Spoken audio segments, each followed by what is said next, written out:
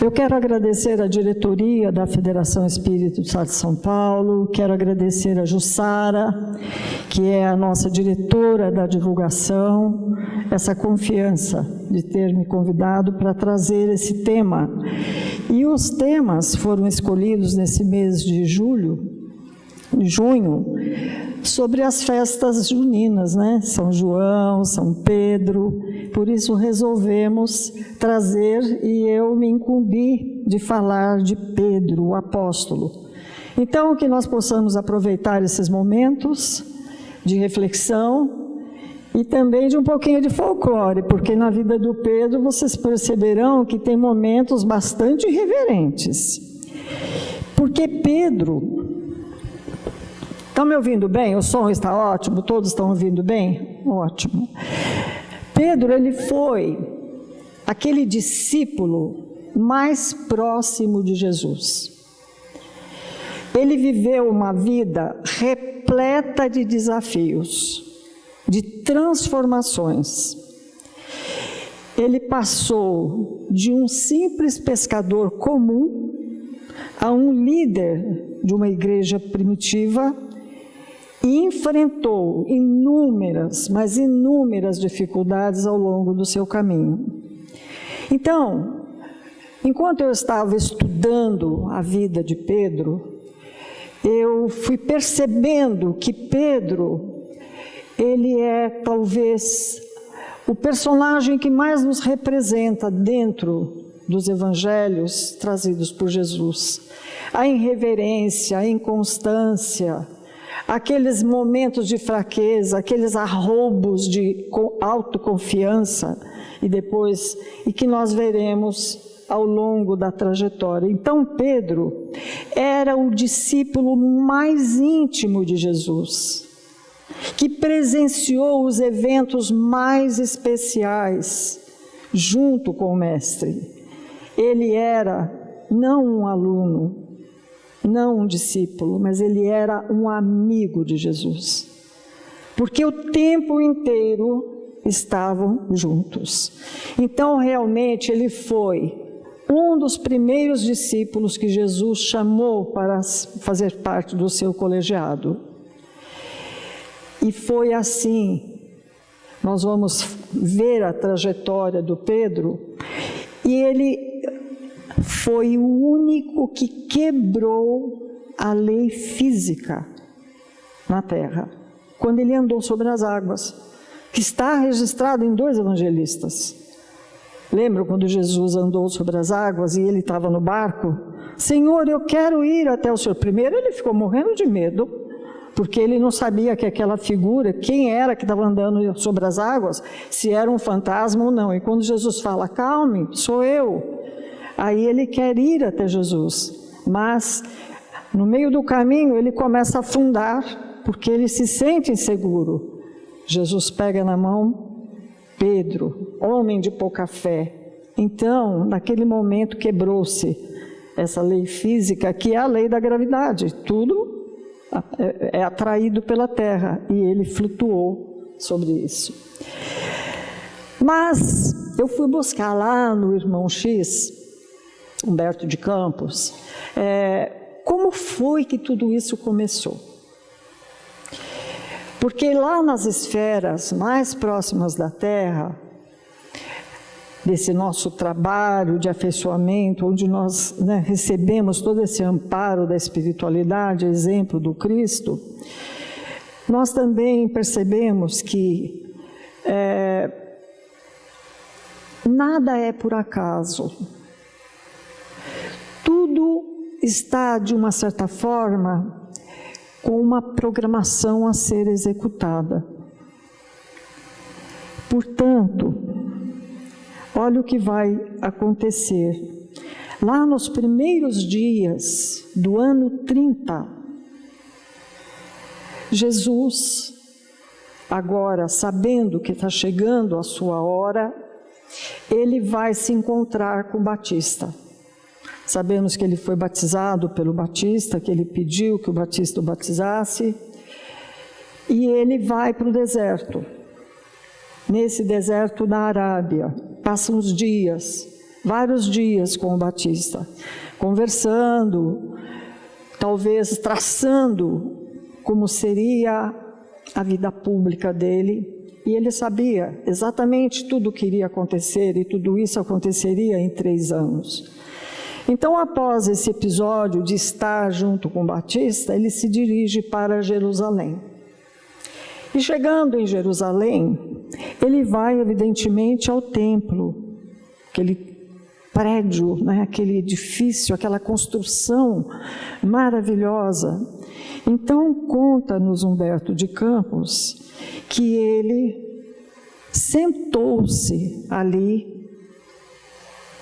como um peregrino, né, adjacente no templo, mas ele foi notado por alguns judeus, doutores da lei, aquele homem queimado do sol, com aquela roupa, né, de peregrino, mas chamou atenção pela beleza, por aquele olhar tão maravilhoso que magnetizava as pessoas. Aquele olhar lúcido e profundo de Jesus atraiu um deles, que se aproximou, e na verdade, este que se aproximou era Hanã, que seria, na época que Jesus vai ser preso, o juiz mais implacável contra Jesus. E Hanã se aproxima dele, aquele homem todo orgulhoso. Galileu, o que fazes na cidade? Pergunta para Jesus. E Jesus, com serenidade, passo por Jerusalém, buscando a fundação do reino de Deus.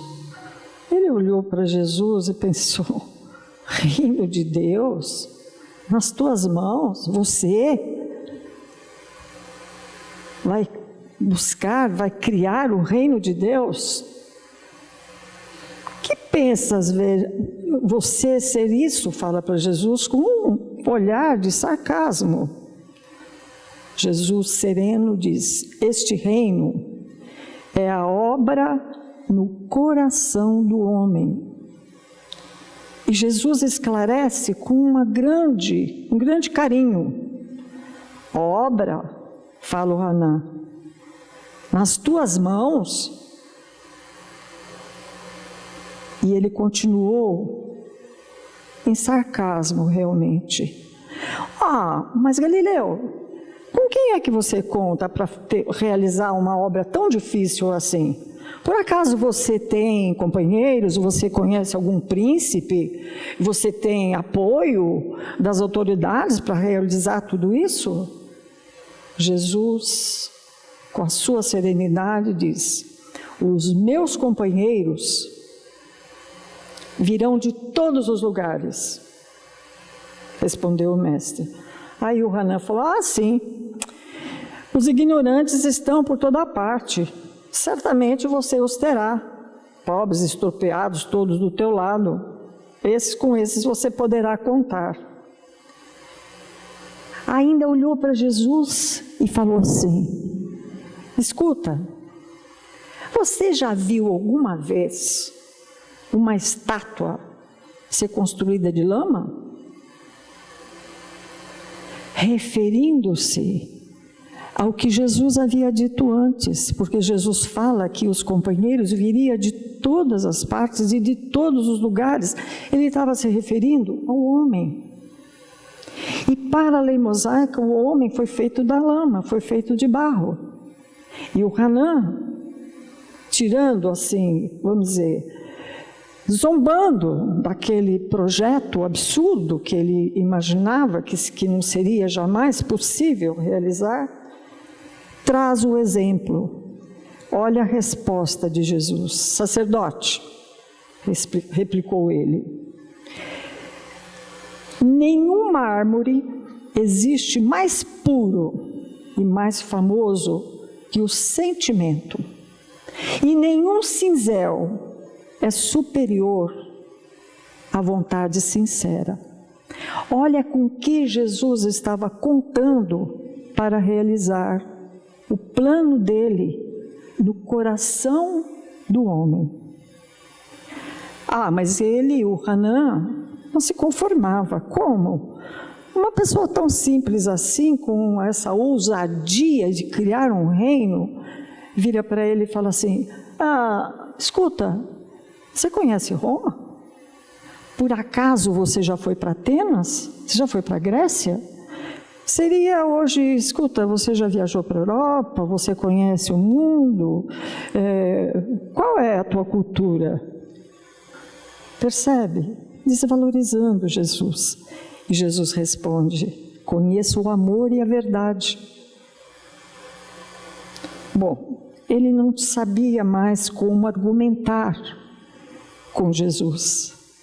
Aí o Hanã fala assim: mas você tem ciência dos códigos da corte provincial?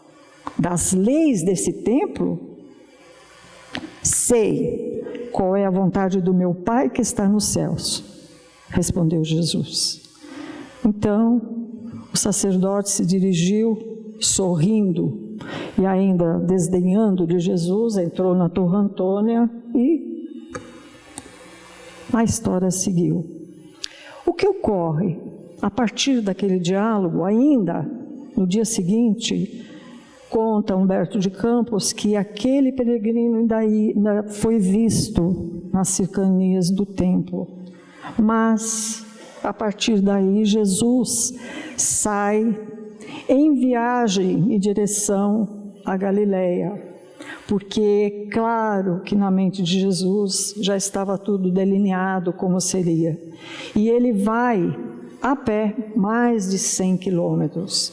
E ele chega na Galileia, numa praia linda, maravilhosa, numa cidadezinha chamada Cafarnaum, com toda aquela beleza, e ele vê os pescadores preparando as redes, as cantigas dos pescadores, e Jesus vai se aproximando. Ao longe ele vê 2 dos pescadores, olha para eles como se já conhecesse, que fosse um reencontro. Simão, André, filhos de João, eu venho da parte de Deus vos convidar para trabalhar na instituição do reino na terra. Os 2 pescadores ficaram paralisados. Quem é essa figura? Quem é este homem? De onde eu conheço? Essa voz que tocou a minha alma. Mas eu não consigo me lembrar. Então Humberto conta que eles ficaram se inquirindo para conseguir lembrar aquele timbre de voz, aquele chamamento. Eles não conseguiram lembrar. Então Jesus, falando docemente do Evangelho, de como seria a implantação desse reino de Deus, o André, mais humilde, falou: um reino? Reino de Deus? Mas aqui é tão pequeno, é apenas um lago, nós somos tão poucos. Fala o André: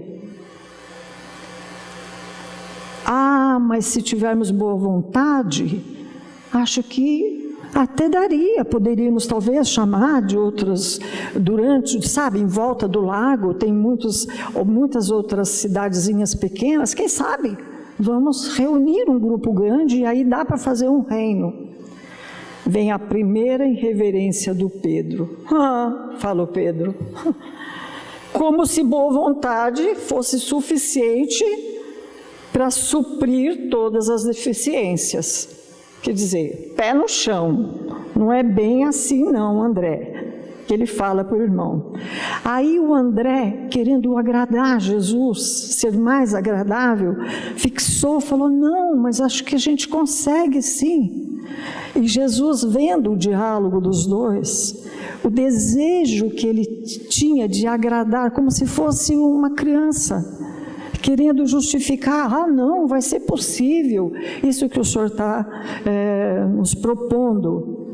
Jesus olhou com muito carinho para os 2, com aquele olhar pesquisador dele, e pensou: que deixaria para mais tarde as explicações mais profundas.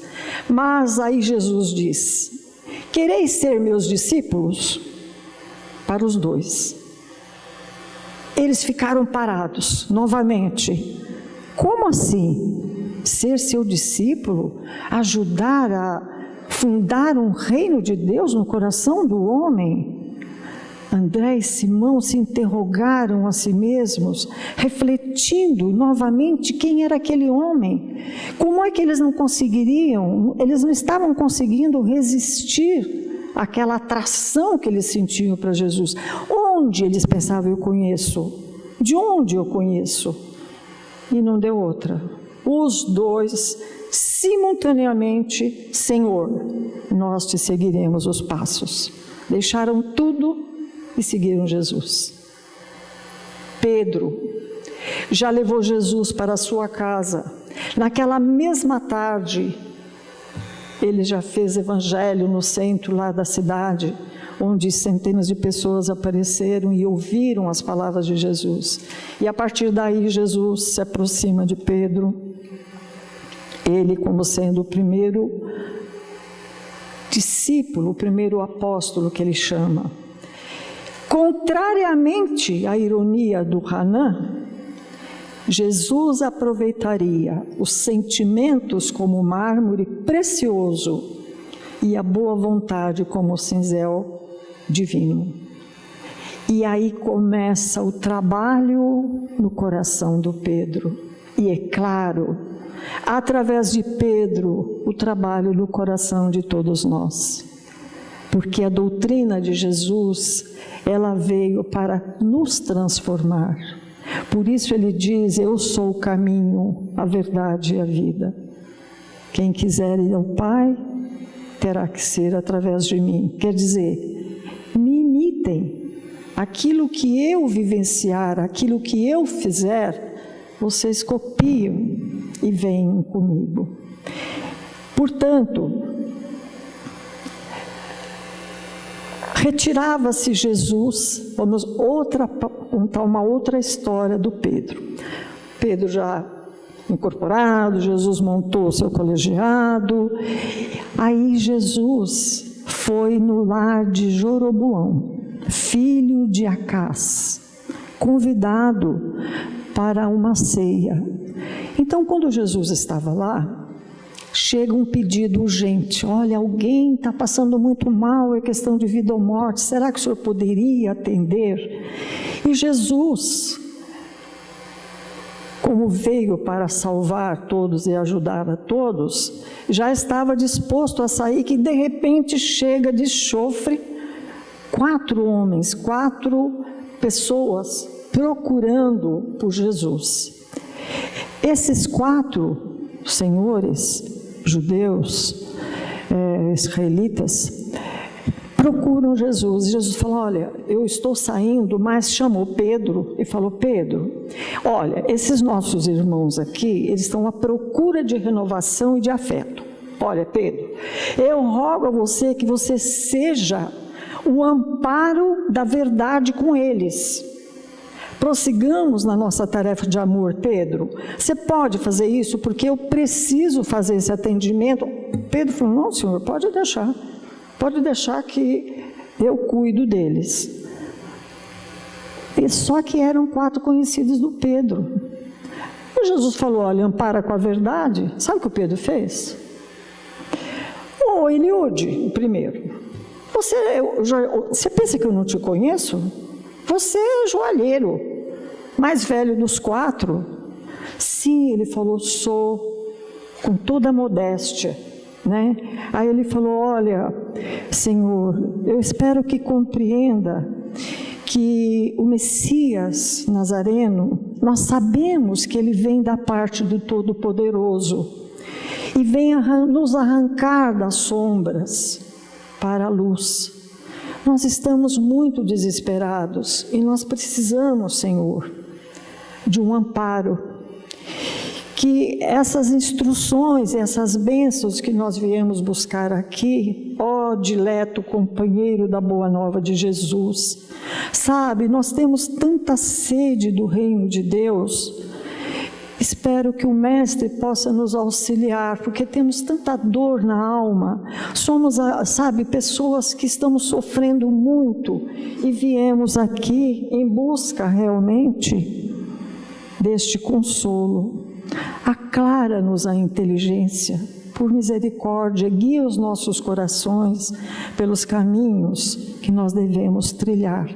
Com toda humildade, o Eliúde pede ao Pedro, falando assim com todo amor. Pedro escutou, sisudo, olhou chispando para ele e falou assim: você pensa que você me engana? Só porque você está trazendo essas palavras melosas? Eu conheço você muito bem, você na verdade é uma víbora de Coramim. Eu sei, Eliúde, que você pretende na verdade, porque veja bem, você não passa de um ladrão de viúvas, de órfãos.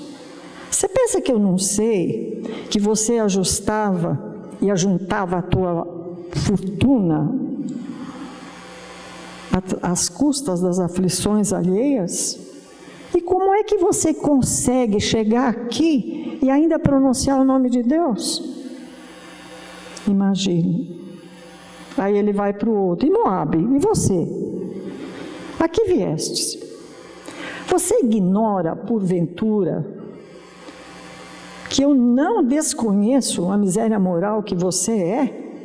Como você tem coragem de vir até aqui, já que você extorquiu 2 irmãos, de quem você roubou os bens, deixando eles e os pais na miséria? Você pensa que eu não sei dessas coisas? E Zacarias, eu também te conheço. Você não se envergonha de haver provocado a morte do Zorobatel? O que mais você quer, infeliz? Por que você tem coragem de vir aqui procurar Jesus? E por último, Ananias. O que eu posso dizer para você, Ananias? Olha, há muitos anos eu sei, Ananias, que você faz comércio de fome, porque você é plantador de hortaliças, mas você e também produz leite. Mas eu sei que você sempre trabalha para subir o preço das hortaliças, para subir o preço do leite, tudo em louvor à tua cupidez. Quer saber? Pedro olhou para os 4 e falou assim: o reino de Deus não é para vocês, não. Nesse momento, Jesus voltou. Quando Jesus chegou e viu a cena, nesse justo momento: Pedro, o que fizestes? Aí imagina o olhar de Jesus. Pedro se encolheu, falou: mas Senhor, o Senhor disse para eu ampará-los com a verdade. Sim, Pedro, mas não para destruí-los com a verdade. Porque não se justifica tudo isso. E como eles estavam convidados para ceiar lá na casa do Jeroboão, Jesus, para contemporizar e melhorar um pouco o ânimo, porque ele viu que os 4 estavam em lágrimas, destruídos, convida para que eles ficassem para a refeição. Pedro, emburrado do lado e observando. Aí, sentam à mesa para as refeições e eles, nesse momento, Jesus, durante a refeição, aproveita o momento para falar do reino de Deus, da vida futura, das belezas que esperam os homens de boa vontade, enfim, colocando o Evangelho e suavizando todo aquele momento sofrido que o Pedro acabou causando naqueles senhores que vieram buscar alívio e que foram deparados com essas verdades assim tão doloridas. Mas pensa que o Pedro ficou quieto? Ele ficou observando. Aí, quando saíram da mesa, depois da refeição, dessa prodigiosa comunhão de palavras maravilhosas colocadas por Jesus, ele reprova Jesus, chama a atenção de Jesus. Ele diz assim: mestre, se os homens errados merecem tanto amor, que lhes compete fazer a benefício dos homens retos? Tipo assim, como é que o Senhor agrada e auxilia e fala palavras, coisas tão boas para pessoas tão erradas como são esses 4? Jesus, e muito mais coisas ele fala. Jesus ouve em silêncio, sem responder nada, deixou ele desabafar. Depois que ele falou, Jesus disse: Pedro, eu não vim à terra para curar sãos. Veja, as lições que vinham acontecendo à medida que a vida foi se desenvolvendo. Pedro, com certeza, nesse momento, modificou-se internamente. Percebeu que ele exagerou quando utilizou a verdade, porque, como nos fala às vezes o Divaldo, a verdade seria como um diamante, que se você embalar embrulhado com veludos, numa linda caixinha e oferecer para o outro como presente, é recebido de bom grado. Mas se você pegar esta pedra de diamante e atirar na cabeça do outro, vai machucar. Então, isto que o Pedro fez, por quê? Porque ele ainda estava lapidando. E quem sabe se nós também já não fizemos isso no passado, não nessa vida ou em outra vida, ou mesmo nessa vida, achando que estamos fazendo bem em dizer a verdade nua e crua para o outro, sem nos preocuparmos com o sentimento do outro. Então vamos conhecendo, vamos percebendo que Pedro vai se transformando dia a dia. Os erros fazem parte da nossa vida, porque através desses enganos que nós cometemos, nós aprendemos o que não deve ser feito de novo. Aí nós vamos ver que lá na praia, esses 7 apóstolos à beira do mar da Galileia, quando Jesus vai ter um encontro, agora Jesus já foi para o plano espiritual, e vai ver um outro ensinamento muito maior para Pedro agora. Pedro já conviveu com Jesus, já foi para todos os lugares. Onde estava Jesus, estava ele junto. E aí Jesus vai para o plano espiritual, e nesta praia, lá na Galileia, assinalado por João, capítulo 21, quando Jesus senta, come com eles, eles estão lá pescando. Depois vem, Jesus já estava com um peixe, já manda eles trazerem mais peixes, eles assam, sentam, comem com Jesus, e é o momento de Jesus auxiliar Pedro a diluir aquelas negações, as 3 negações. Então ele senta e ele, veja bem como ele chama, ele fala: Simão, filho de João, você me ama mais do que esses? Note como é diferente, porque lá atrás, numa outra ocasião, Jesus disse: o teu nome não será Simão, mas Quefas, pedra, que significa pedra. Então ele chamava o Pedro de Quefas.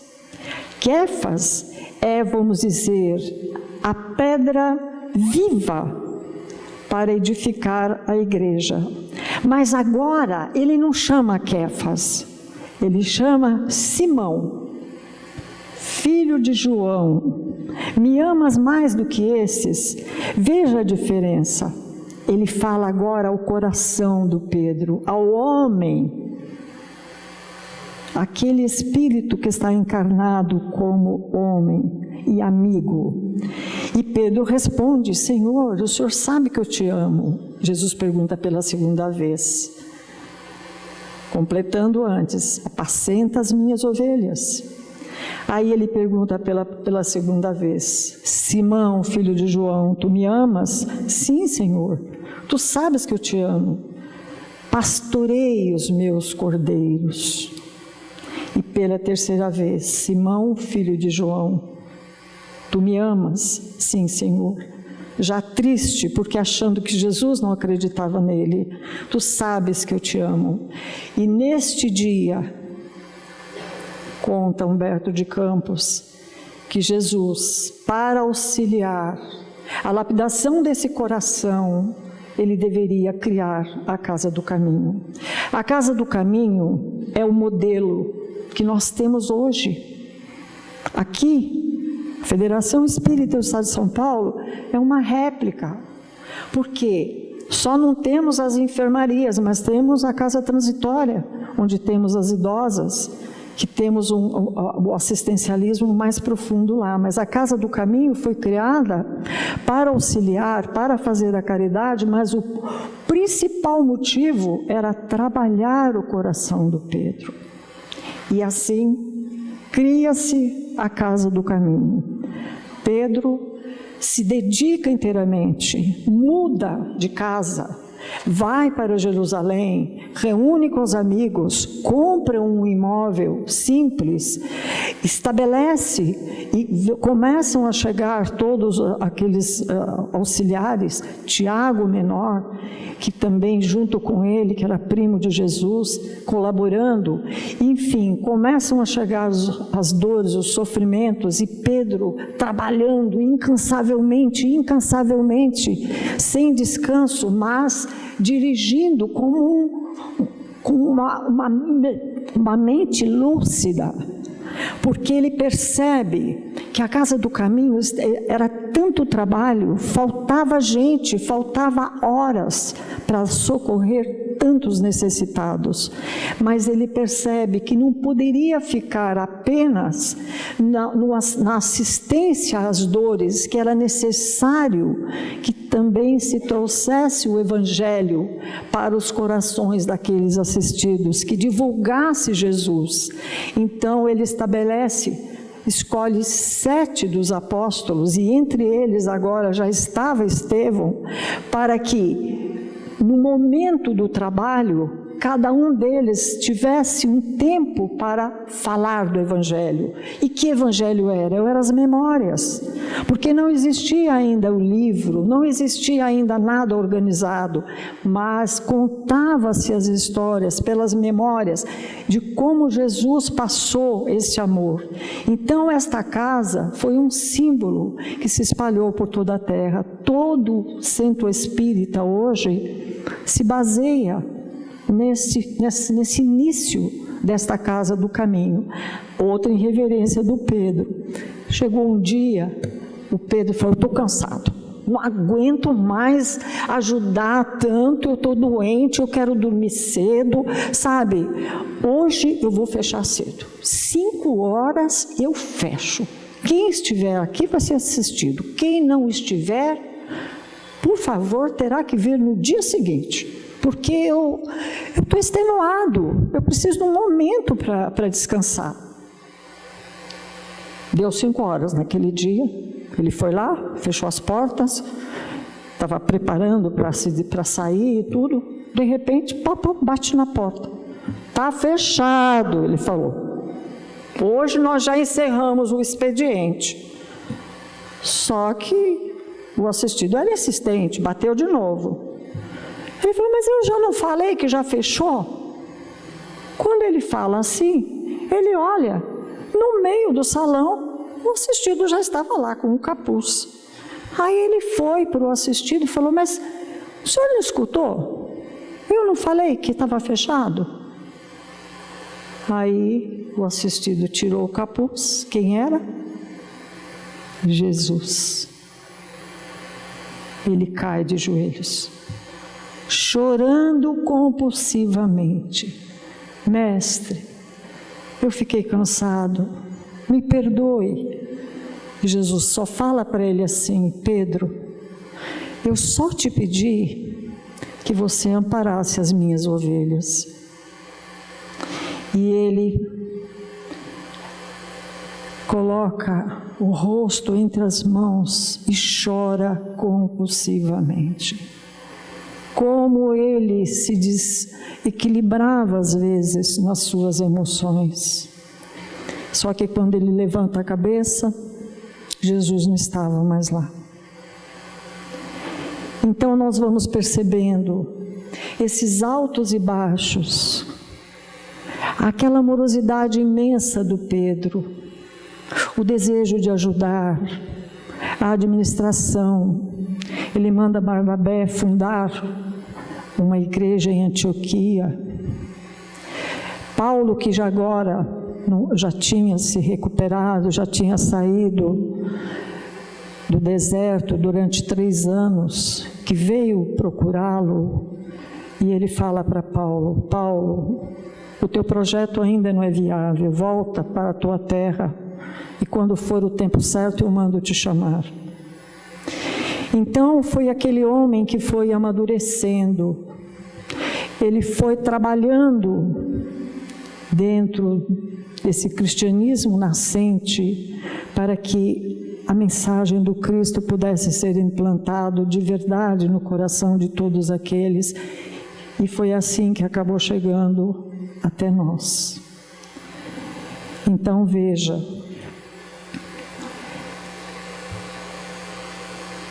como nós vimos, cada casa do caminho é uma instituição de auxílio aos necessitados. Como nós temos todos os centros espíritas. Vendo que Pedro e João, porque ele ficava na casa do caminho, mas eles iam para todos os lugares, aonde tinha necessitados, eles iam buscar, iam curar. E nesse dia, o Atos dos Apóstolos, lá no capítulo 3, relata que eles iam ao templo, porque eram judeus, seguiam os preceitos judeus, tendo Jesus como o mestre querido, mas eles iam ao templo fazer as obrigações como judeus. Então eles estavam subindo no templo, e Pedro encontra ali um mendigo paralítico e pede para ele que o curasse. E Pedro fala assim, olha para mim, fala para o mendigo, olha para nós, bem no meu olho.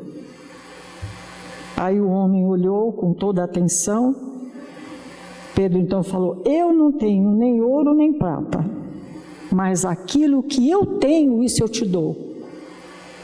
Que foi um abraço. E quando ele abraçou aquele paralítico, esse paralítico saiu andando, foi curado imediatamente. Então contam os historiadores que Pedro ficou de tal forma famoso que depois, quando ele ia para o templo todos os dias, que era aquela obrigação que ele tinha como judeu, eles colocavam os doentes nas camas para que a sombra do Pedro passasse por cima dos doentes, e toda vez que o Pedro passava, todos os doentes se curavam. Olha a transformação, né? Portanto, nós vemos, ele se recorda, Pedro, és tu, Senhor, manda-me, que eu vá ao teu encontro por sobre as águas. É este Pedro que confia em Jesus plenamente, e mesmo assim, ele afundando, ele anda sobre as águas. Simão Pedro lhe responde: Senhor, para quem nós iremos? Tu tens a palavra de vida eterna. Foi no momento em que Jesus fez um discurso muito contundente e que os outros apóstolos abandonaram Jesus, porque ele faz aquele discurso dos 7 ais, onde ele coloca todas as obrigações que cada um tem que cumprir para poder conquistar o reino de Deus. E eles dizem: mas quem pode suportar tudo isso? E Jesus pergunta para os apóstolos assim: e vocês também quereis me abandonar? E aí Pedro responde: Senhor, para onde iremos? Tu és a palavra viva e eterna de Deus. Veja a fé do Pedro, que sempre acompanhando Jesus. Ele sempre estava na casa do Pedro. Todos os momentos, o Pedro ia pescar, ele estava junto com o Pedro. O Pedro, para todos os lugares que ia, estavam juntos. E Pedro lhe disse: Senhor, nós deixamos tudo o que nós tínhamos para te seguir, mostrando que amava Jesus. E Jesus fala assim: Pedro, você é Pedro, e sobre esta pedra edificarei a minha igreja, e as portas do Hades não poderão vencê-la. Mateus capítulo 16, versículo 18.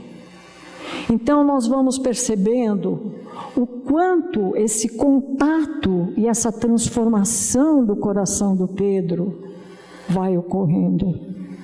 Aí vai surgir uma grande perseguição em Jerusalém.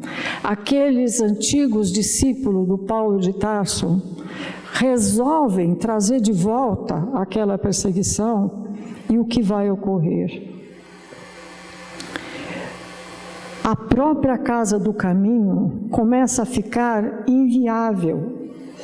Tantas eram as perseguições. E aí, Paulo, nesta altura, isso nós pegamos do livro Paulo e Estevão, ele já estava trabalhando há bastante tempo em Roma, e o sonho do Paulo era ir para a Espanha. Mas o Paulo vai receber a notícia de que Pedro estava vindo com a família para Roma. Olha só. Por causa da perseguição à casa do caminho e todos os apóstolos de Jesus, Pedro foi obrigado a mudar de novo. Mudar sem querer. E aí nós lembramos daquela palavra de Jesus: Pedro, quando você era jovem, você se cingia sozinho. Mas Pedro, um dia eu te levarei onde você não queira ir. Imagine, você tem uma vida, já está idoso, cabelos brancos, e você recebe toda essa perseguição e não tem saída, porque ele não tinha para onde ir. Então ele resolve ir para Roma, porque em Roma existia uma comunidade que era liderada pelo Paulo, que também já estava no final da vida, buscar amparo. Mas ele não iria sozinho, ele iria com a família, toda a família.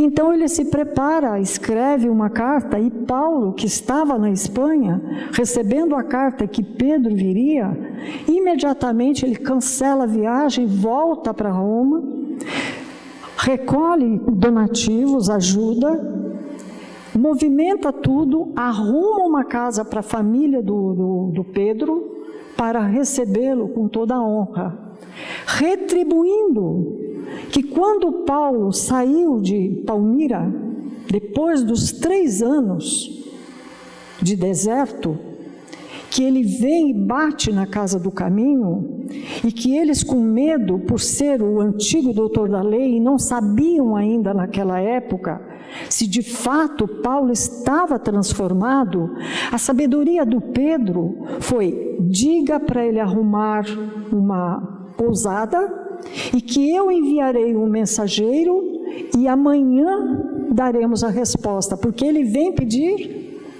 auxílio na casa do caminho, mas eles não podiam recebê-lo porque não sabia se ele estava de fato modificado. E Paulo entende, aguarda, e Pedro, na sua sabedoria, porque toda a comunidade, de jeito nenhum, não vai trazer esse homem para cá, Pedro. Ele é muito perigoso. Quem sabe ele é uma armadilha que ele está fazendo para nos destruir? Pedro fala: calma, não foi isso que Jesus nos ensinou.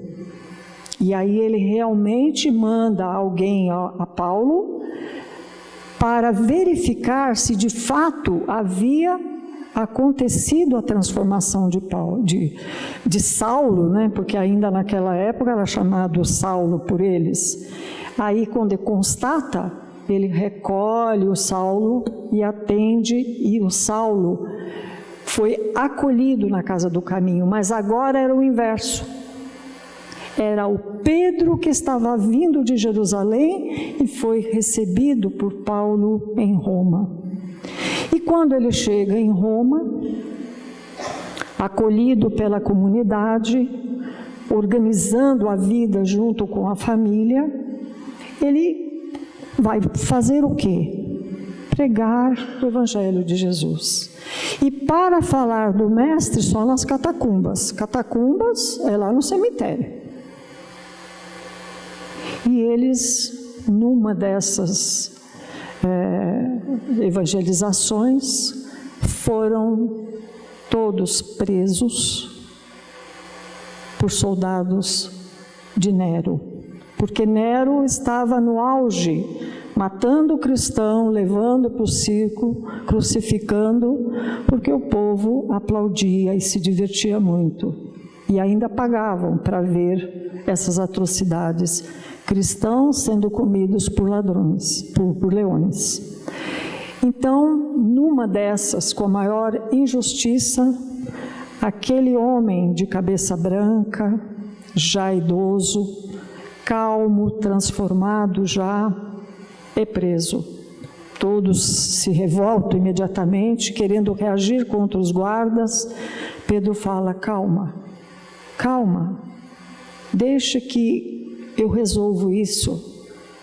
Não se precipitem e não se comprometam ninguém. Pedro é levado e no percurso ele é aviltado, xingado, sabe, maltratado, como se fosse a pior pessoa do mundo. Tal a maldade que esses homens praticaram contra o Pedro. E assim ele vai para a prisão e chega o dia que ele é levado para ser crucificado.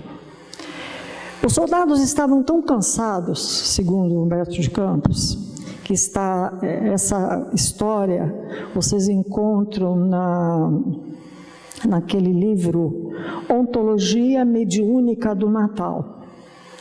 O Humberto conta que os soldados estavam tão cansados de crucificar cristão, que ao fazer a crucificação do Pedro, eles falaram assim: vamos colocar ele de cabeça para baixo, porque quem sabe ele morre mais rápido e nós nos libertamos. E assim ele foi crucificado de cabeça para baixo. Acontece que quando Pedro é crucificado, ele começa a lembrar de todas as passagens com Jesus. Ele lembrava de todos aqueles momentos quando ele estava na Galileia. Então, ele não esquecia e ele foi divagando. Ele ia lá para o lago da Galileia, ele pensava nos momentos das pescarias, ele pensava quando ele viu Jesus na transfiguração do Monte Tabor, quando ele participou daquele sermão do monte, as maravilhas, quando ele viu a multiplicação dos pães, e o Pedro não morria, porque ele estava envolvido nessas energias de amor e de luz, ele não morria. E aquele soldado não aguentava mais. Ele falava: não é possível, esse homem não morre, nós temos que fazer alguma coisa. E aí, o que fizeram? Ele pegou uma pedra enorme, esse soldado, e jogou com toda a força e esmagou o crânio de Pedro. Assim que Pedro sai do corpo, quem está de braços abertos esperando? Jesus. Pedro abraçou Pedro e falou: vem comigo. E Jesus levou Pedro para um resort, lá no plano espiritual, cheio de lagos, de flores, um lugar lindo, maravilhoso, e ficou com Pedro vários dias, e Pedro se recuperou, aí ele já estava rejuvenescido, ele recuperou o corpo vigoroso dele. Porém, veja que interessante, nós não mudamos tanto. As nossas características, às vezes, elas permanecem em nós. E depois de certos dias, Jesus chega para Pedro e fala: Pedro, olha, você pode ficar aqui o tempo que você quiser. Descansa, recupera, você já cumpriu a tua missão. Ele falou: mas, Senhor, o Senhor vai embora? Ele falou: eu vou porque enquanto tiver uma lágrima e alguém sofrendo na terra, lá eu estarei protegendo a todos. Imediatamente ele recuperou toda a energia e falou: Senhor, então eu também vou. Se o Senhor vai, eu também vou. E aí, então tá bom, Pedro, então vamos. Aí vieram os dois para Roma, nas catacumbas.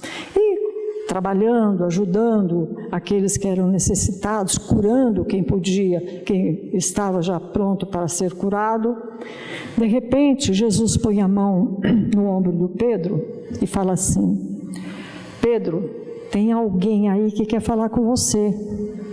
Aí o Pedro virou: quem, Senhor? Ele falou: olha, Pedro. Quando Pedro virou, quem era?